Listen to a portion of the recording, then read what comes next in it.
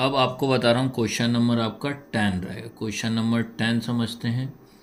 तो question number 10 याद रखना सिंपल है, ज़्यादा टफ नहीं है, आपको समझना है, आया हुआ क्वेश्चन है। सबसे पहली चीज़ बता दूँ, अगर आप एमपी बोर्ड में हो तो भी आपका हिंदी इंग्लिश में पेपर आता है, सीबीएसई में है तो भी आपका हिंदी इंग्लिश में पेपर आएगा। अगर इंग्लिश में कुछ समझ में ना आए तो आप हिंदी में पढ़ सकते हो, इंग्लिश में हिंदी में ना आए तो इंग्लिश में पढ़ सकते हो, ठीक है।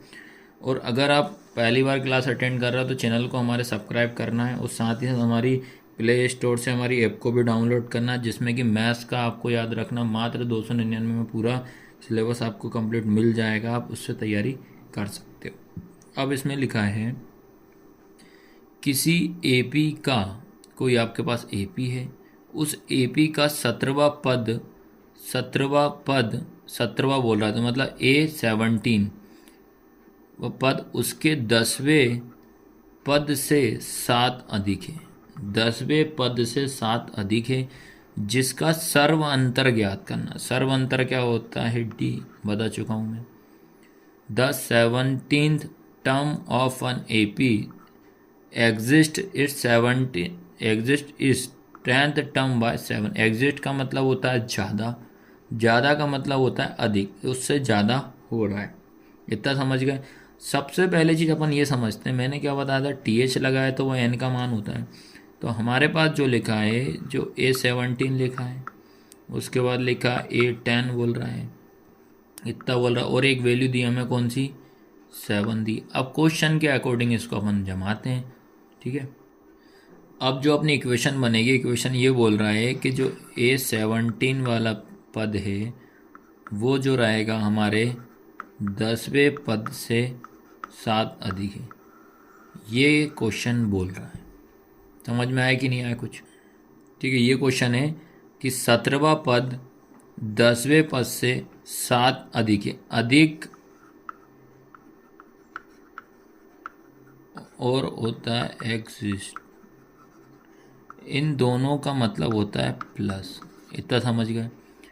कितने ज़्यादा हो रहा है, 7 अधिक है। ये क्वेश्चन हमसे बोल रहा है कि 17वां पद 10वें पद से 7 अधिक है, 17 टर्म एग्जिट 10th बाय 7, 10 हमसे कितना हो रहा है, 7 हो रहा है। इतना समझ गए।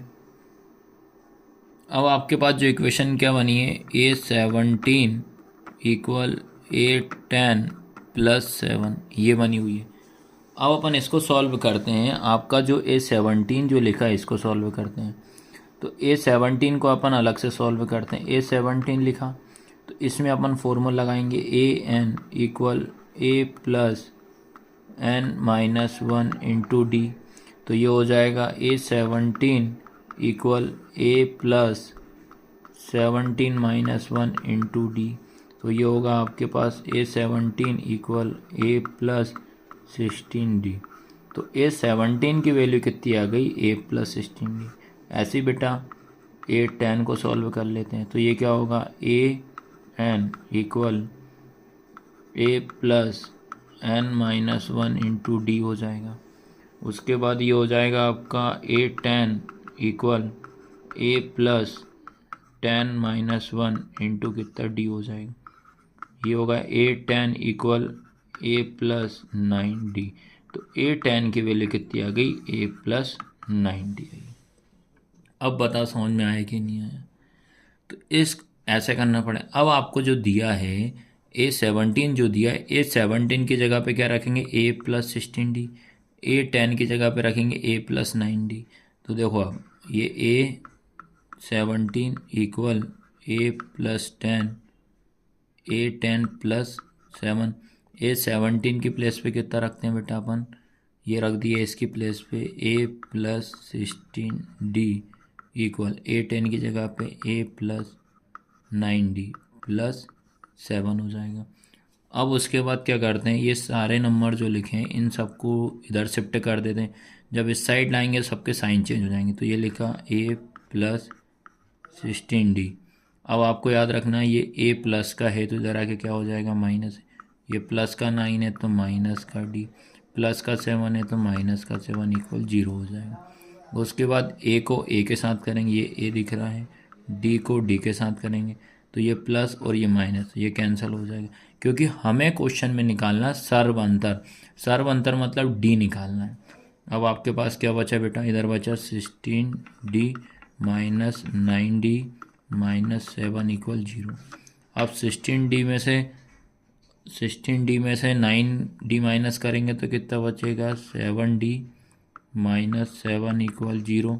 तो 7D अपनी प्लेस पे तो माइनस का क्या हो जाएगा प्लस, और बेटा इंटू का डिवाइड में तो 7/7 हो जाएगा, 7/7। तो इससे ये कैंसिल, तो कितना बचा 1। तो आपकी जो डी की वैल्यू कितनी आ गई, 1 आ गई। और यही अपने को फाइंड करने को बोला था कि इसका सर्व अंतर निकालिए, कॉमन डिफरेंस निकालना। तो इस क्वेश्चन को आपको ऐसे सॉल्व करना।